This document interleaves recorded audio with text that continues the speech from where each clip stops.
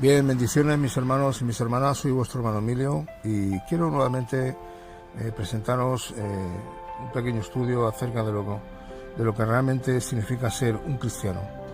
Aquí hay tres preguntas que quiero lanzar. La primera es, como acabo de decir ahora mismo, ¿qué es ser un cristiano? La segunda pregunta sería, ¿cómo ser un cristiano? Y la tercera pregunta sería, ¿por qué decidiste ser cristiano? Bien, primeramente vamos a la primera, ¿qué es ser un cristiano? Y vamos a la raíz de todo esto. Si usted entra en las redes sociales, si usted entra en Google, usted se dará cuenta que la definición para describir qué es ser un cristiano o el cristianismo, usted se dará cuenta que siempre le va a dar una explicación de que el cristianismo tiene que ver con una religión, es una religión monoteísta, ¿verdad? Basada en la creencia de un Dios por medio también de su Hijo Jesucristo, ¿verdad? Bueno, etcétera, etcétera. Bien, pero la definición, digamos, que más correcta no sería que el cristianismo es una religión. Mire, en el libro de Teología Sistemática de Mike Perman, un hermano, un teólogo, un erudito de la palabra, que ya partió con el Señor, que dejó un legado excepcional de libros que puede usted encontrar en la librería. Y este hermano, en su libro de Teología Sistemática, dice así, hace una aclaración sobre lo que es la diferencia que hay entre religión y cristianismo. Dice así: religión es el mismo hombre que quiere, por sus esfuerzos, por sus méritos, por creer que tiene recursos suficientes como para poder alcanzar el favor de Dios, y creyendo que haciendo buenas obras puede alcanzar el perdón y la salvación. Pero más allá de lo que realmente es su significado original, dice así lo que es el cristianismo. El cristianismo no es una religión, la religión no salva. El cristianismo es una relación personal para con Dios. O sea, que la religión es algo donde el hombre, por sus esfuerzos, por sus intentos de querer alcanzar el favor de Dios, hace todo lo posible. Pero la palabra de Dios es bien clara en Efesios capítulo 2, versos 8 y 9, donde habla de que somos salvos por la gracia, por medio de la fe. Y dice, y esto no es de vosotros, esto es un don de Dios. Y verso 9 dice, no por obras, dice, para que nadie se gloríe. Ahora, por lo tanto, entendemos que el cristianismo, como dice este teólogo Mike Perman, este hermano, dice, el cristianismo es Dios mismo escogiendo y llamando a pecadores al arrepentimiento para que puedan tener una relación personal para con Dios. Es Dios mismo llamando a pecadores que no se merecen el favor de Dios por su gracia, para darles el perdón y que verdaderamente pueda haber una reconciliación y una conversión genuina para poder tener una relación personal para con Dios. La diferencia es abismal.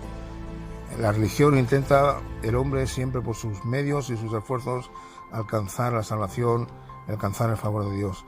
El cristianismo es que Dios mismo llama a hombres pecadores al arrepentimiento para que puedan tener una relación personal para con el Creador.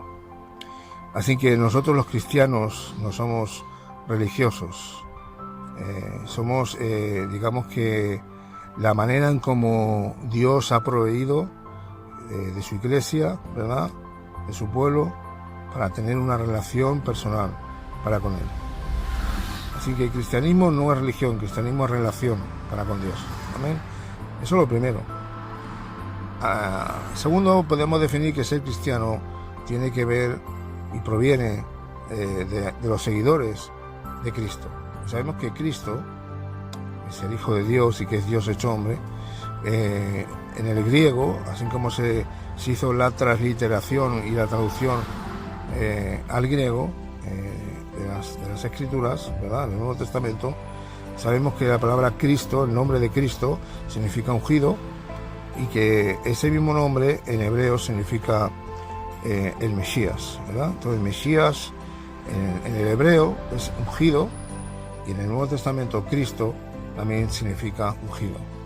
Y todos aquellos discípulos de Jesucristo, aquellos seguidores de Jesucristo, del Maestro, se le llegaron a llamar cristianos, y por primera vez se le empezaron a llamar cristianos aquellos que seguían a Jesús para ser sus discípulos en Antioquía. Usted lo puede ver en el libro de los Hechos que escribe el autor de Lucas.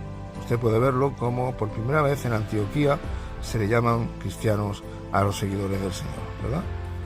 Y bueno, segunda pregunta teníamos así: ¿cómo ser un cristiano? Bien, pues la pregunta es muy simple: ¿cómo ser un cristiano? Bueno, ¿qué dice el Evangelio de Juan, capítulo 1, versículo 12? Mas a todos los que creyeron, a los que le recibieron en su nombre, les dio potestad de ser hechos hijos de Dios. Mas a todos los que creyeron, a los que le recibieron, ¿verdad?, les dio potestad de ser hechos hijos de Dios. Entonces, ¿cómo ser un cristiano? Bueno, pues para ser un cristiano, primeramente, uno tiene que escuchar el mensaje del Evangelio, las buenas nuevas de salvación, ¿verdad? Y si no, mire usted a través de la palabra de Dios, en el libro de los Hechos de los Apóstoles, y verá usted cómo cuando los apóstoles empiezan a predicar el mensaje del Evangelio, primeramente vemos a un Pedro, un judío, un apóstol de Jesucristo, que por primera vez empieza a predicar, y dice en la Escritura que dice que se vieron 3.000 personas, sin contar hombres y mujeres, sin contar mujeres y niños, 3.000 personas se convirtieron en la primera predicación que expone el apóstol Pedro. O sea, suponemos que fueron más de 3.000, pero no acaba todo ahí. Dice que predica por segunda vez, y la segunda vez se convierte en 5.000 personas. O sea, que estamos hablando de muchísimas más, sin contar mujeres y niños. O sea, imagínense. Entonces el mensaje del Evangelio, como dice en Romanos, capítulo 1, versículo 16 y 17, dice el apóstol Pablo, dice: porque no me avergüenzo del Evangelio, porque es poder de Dios para salvación. Es Durami de Dios, ¿verdad? Poder de Dios. El mensaje del Evangelio cambia y transforma las vidas. Entonces, ¿cómo ser un cristiano? Es muy simple. Simplemente cuando uno escucha el mensaje del Evangelio, ¿verdad? El mismo mensaje del Evangelio, que es poderoso, y pues sabemos y entendemos que es la palabra de Dios, y cuando el mensaje del Evangelio es escuchado, la misma palabra de Dios es la que nos transmite fe.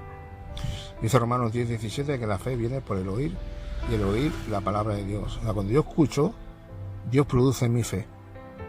Y esa fe que viene del cielo, una fe genuina, ¿verdad?, es la que me lleva a creer.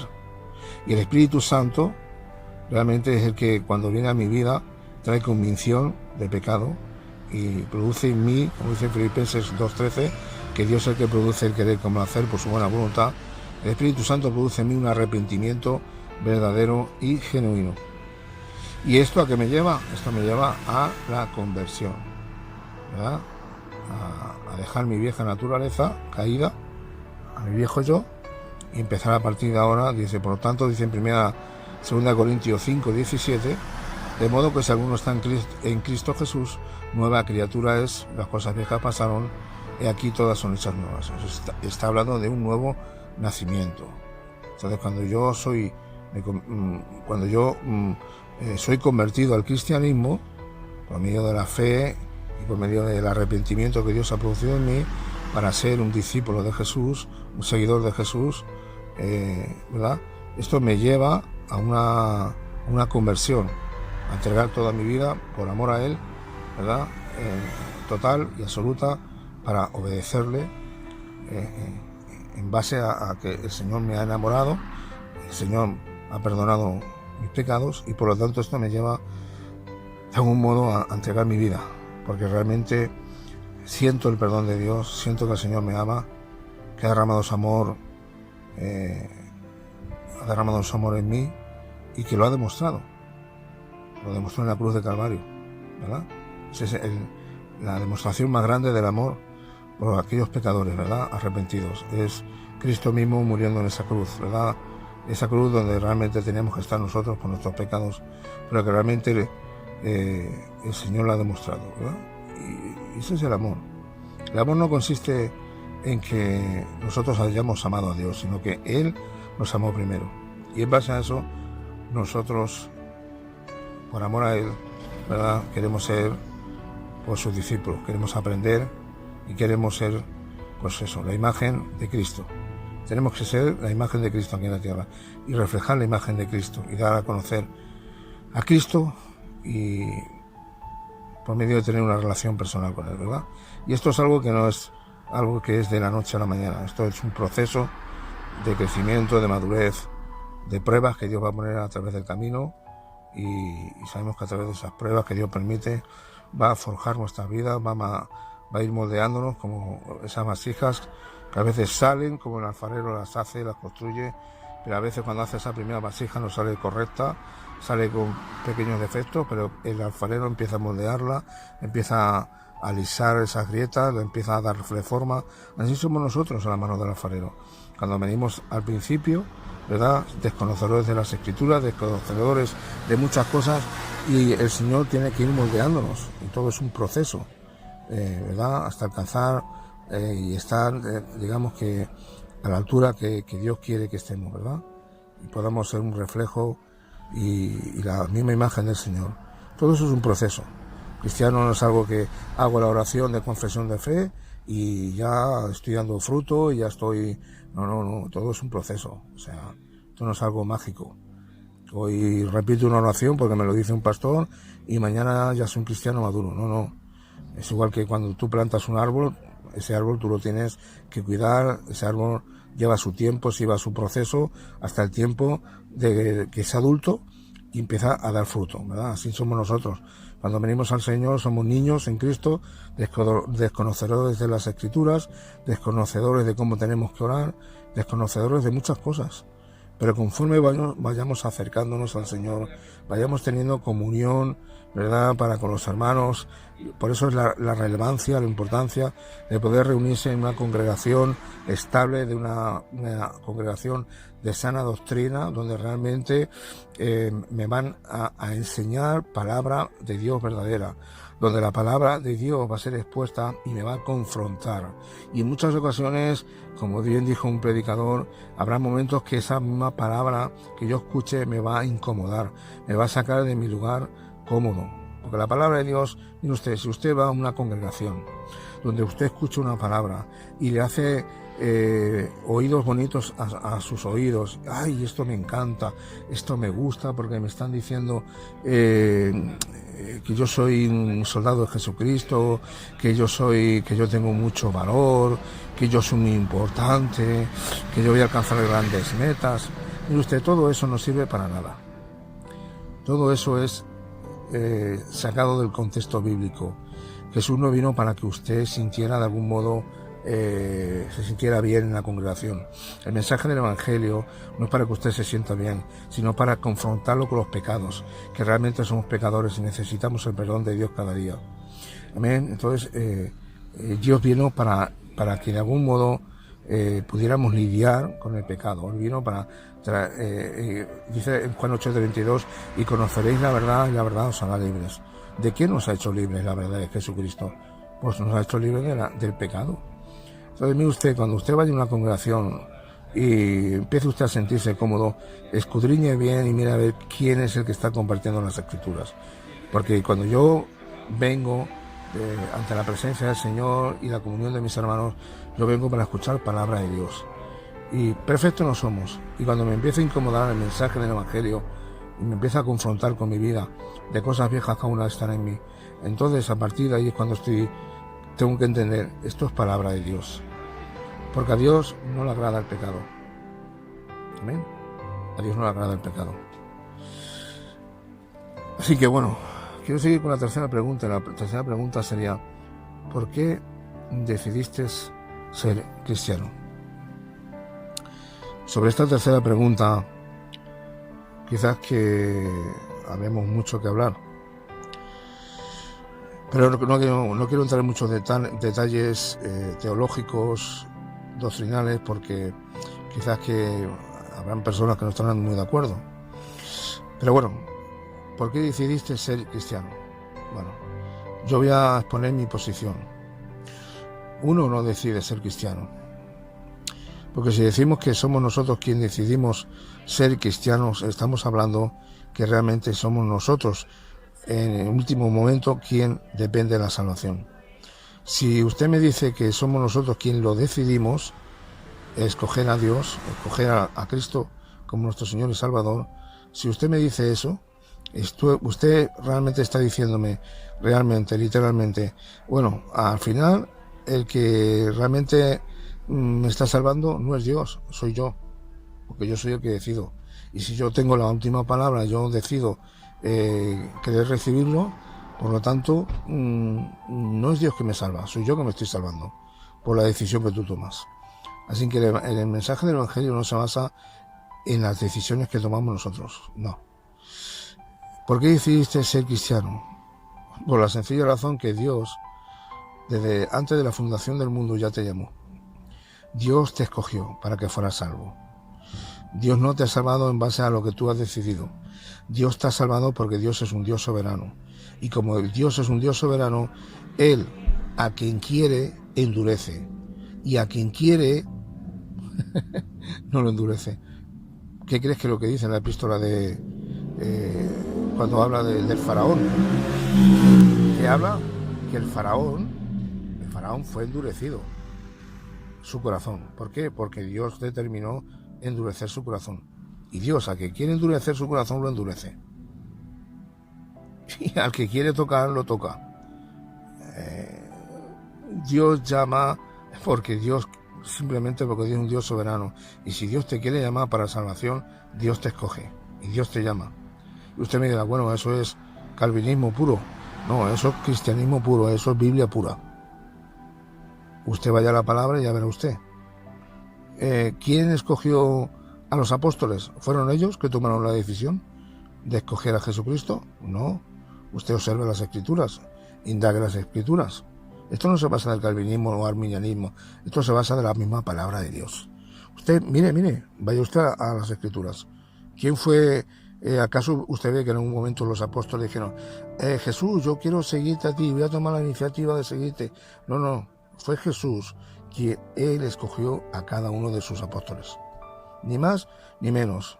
Llegó a Pedro, ven, deja las redes y sígueme. Llegó a Leví, a Mateo, el publicano, levántate y sígueme. Y a cada uno de sus apóstoles, de sus discípulos, Jesús los fue llamando. Los llamó uno por uno. No fueron ellos que dijeron, bueno, pues Señor, queremos... No, fue Él que los fue llamando a cada uno. Y los llamó para que fueran sus discípulos. Ni más ni menos.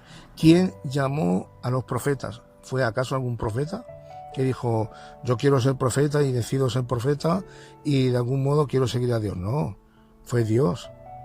Dios que ya, Dios siendo omnisciente, ella consagró a aquellos que deberían de ser sus profetas, que hablarían y que serían voceros de Él. Dios llamó a Elías, Dios llamó a Eliseo, Dios llamó a Isaías, Dios llamó a los 12 profetas menores, Dios llamó a todos aquellos que... Dios llamó a Moisés. ¿Fue acaso la decisión de Moisés que quiso de algún modo el ser el libertador del pueblo de Israel? ¿Fue decisión suya? ¿O fue Dios que comisionó y llamó a Moisés? Y dice, vas a ser tú. No fue decisión propia. Y usted va a lo largo de toda la Escritura y usted se dará cuenta que todos los hombres que han sido consagrados para Dios ha sido porque Dios los ha llamado. Por lo tanto, decir que no, es que yo he sido el que he decidido ser cristiano, no, perdona, tú no lo has decidido. Ha sido Dios que desde la eternidad ya te llamó a ti para que tú fueras discípulo de Jesucristo y para que fueras salvo. Porque el hombre muerto espiritualmente, el hombre que está muerto, si no ha nacido de nuevo, perdóname, si no ha nacido de nuevo, no tiene ninguna capacidad para poder escoger al Señor.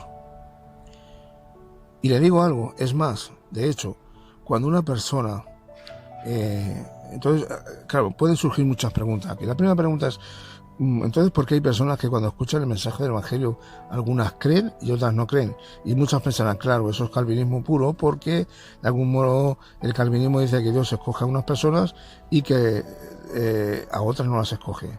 O sea, es como que a una las salva y a otras le da su retribución, su pago de juicio y las condena. Yo no creo eso. Yo creo que Dios, en su soberanía, Dios escoge conforme a su voluntad aquellos que han de creer. Aquellos que creen en el mensaje del Evangelio son a los que Dios escoge para salvación. Porque hay otras personas simplemente que no escoge. A ver, por la sencilla razón que dice la Escritura, que esta es la condenación que vino al mundo, que amaron más las tinieblas que la luz. A los hombres los cuales Dios no escoge, no es porque Dios quiera que realmente se condenen, porque dice el Señor también, dice en su palabra, ¿no?, que Dios no retarda su promesa como algunos lo tienen por tardanza, sino que Dios es misericordioso y que Dios quiere que toda la gente no vengan y procedan al arrepentimiento. Entonces, el propósito de Dios no es que la gente se condene, sino que hay mucha gente que ama más tanto su pecado que ellos mismos, de algún modo, por amar tanto su pecado, ellos mismos se están condenando. O sea, Dios los deja en su libre albedrío. Y sí, es como vemos de algún modo, como dice, ¿no?, la parábola que Jesús estaba contando acerca de, por ejemplo, de el joven rico. El joven rico tenía un problema en su corazón, la raíz que dice la Escritura, la raíz de todos los males es el amor al dinero. Ahora, cuando vemos esta parábola, Jesús le está confrontando y le dice este joven rico que quería ser su discípulo y diciéndole que él había guardado todos los mandamientos, y Jesús que le dice, muy bien, ha hecho muy bien, ha guardado todos los mandamientos, y dice, pero hay una cosa que te falta. Y él conocía el problema de este hombre. Hay algo en su corazón que Dios sabía de antemano, el Señor sabía de antemano, y era que había algo en su corazón arraigado, y es que amaba más al dinero. Y cuando estamos hablando de dinero, estamos hablando de algo material, de algo que se puede convertir en un ídolo, y cuando se le convierte en un ídolo, eso es pecado. Y el problema que tenía este joven no era ni más ni menos que amaba más sus riquezas, el ser avaricioso, el no querer compartir nada con nadie, porque Jesús le dice, bueno, una cosa te falta, y es que cojas todo lo que tienes y ahora ves y repártelo a los pobres. Y dice que hizo el joven rico, agachó su cabeza y dio media vuelta y se fue. ¿Por qué? Porque amaba más su dinero, amaba más las cosas materiales. Y dice que dice la epístola de Santiago, dice, el que ama al mundo, dice, se hace enemigo de Dios. ¿Verdad? Entonces este tenía un problema, estaba amando más la idolatría al dinero, y por lo tanto eso le estaba llevando de algún modo a que no era apto para ser un discípulo de Jesucristo. Así que cuando el problema que tienen muchas personas no quieren de alguna manera recibir al Señor, que hay muchas personas que escuchan el mensaje del Evangelio y no son capaces de abrir su corazón o de algún modo de recibirlo como Señor y Salvador. Todo está en base al pecado.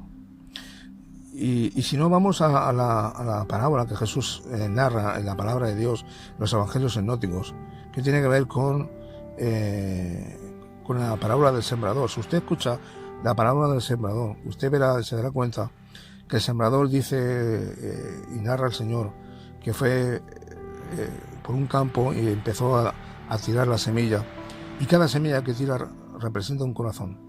Dice que la primera semilla que cae en tierra seca, dice que vienen los pájaros y se la llevan. Que después cayó la otra semilla que lanza el sembrador y que cayó, ¿verdad?, sobre una tierra que era tierra floja, que empezó a resurgir un poco, pero que el mismo calor la ahoga, ¿no? Otra que cayó entre espinos y los espinos la ahogaron. Dice que la última semilla cayó en buena tierra, y al caer en buena tierra dice que produjo fruto al 30, al 50 y al 100. Así que esto me habla de que en muchas ocasiones, muchas veces las personas al amar más las tinieblas y el propio pecado, más que volverse a Dios, más que creer en un Dios salvador, prefieren vivir vidas aisladas, creen que de algún modo el enemigo los tiene cegado el entendimiento. Por eso que dice en 2 Corintios 4:4, dice que el Dios de este siglo, que Satanás, cegó el entendimiento para que la luz del Evangelio no le resplandezca, ¿verdad? De algún modo y puedan ser un reflejo del Señor.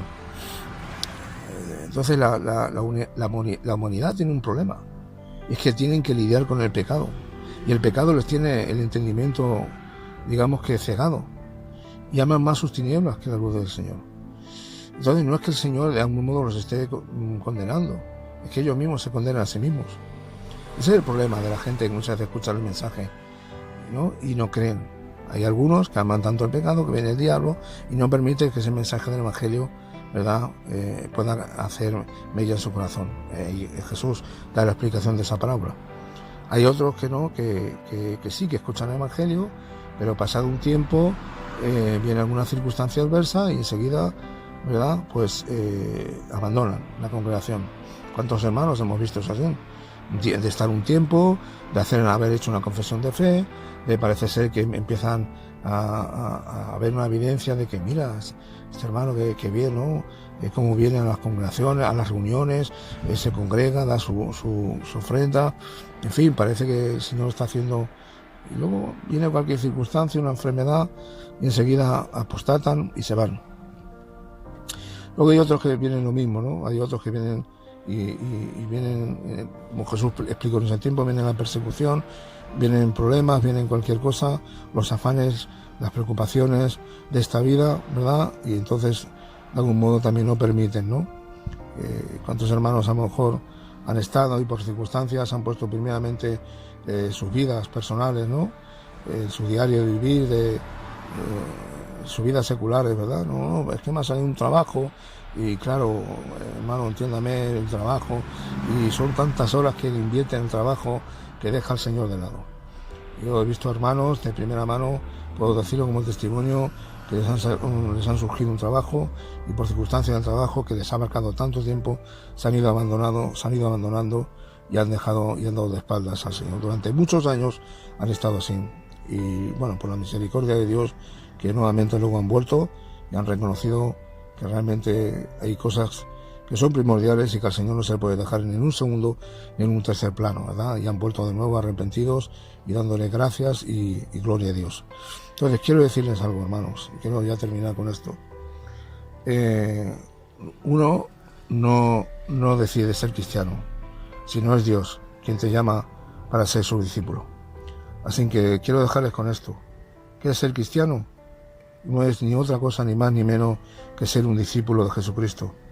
¿Cómo ser un cristiano? Cuando llevas una vida de santidad. Hebreos 11:6 dice, sin santidad nadie verá al Señor. Por lo tanto, ¿cómo ser un cristiano? Se forma en base a recibir a Jesucristo como Señor y Salvador, y a partir de ahí, de tener una relación personal con nuestro Señor, y a través de esa relación personal tiene que haber un crecimiento y una madurez espiritual, ¿verdad? ¿Y por qué decidiste ser cristiano? Muy sencillo, yo no lo decidí, fue el Señor que me escogió por su gracia, por su misericordia, me llamó para ser suyo, y por eso yo le sigo, porque me ha enamorado. Amén. Hay que darle gracias a Dios por su amor y su misericordia. Así que quiero dejarle con esto, que Dios le bendiga mucho, y hasta la próxima. Un saludo muy fuerte de parte de vuestro hermano Emilio. Shalom.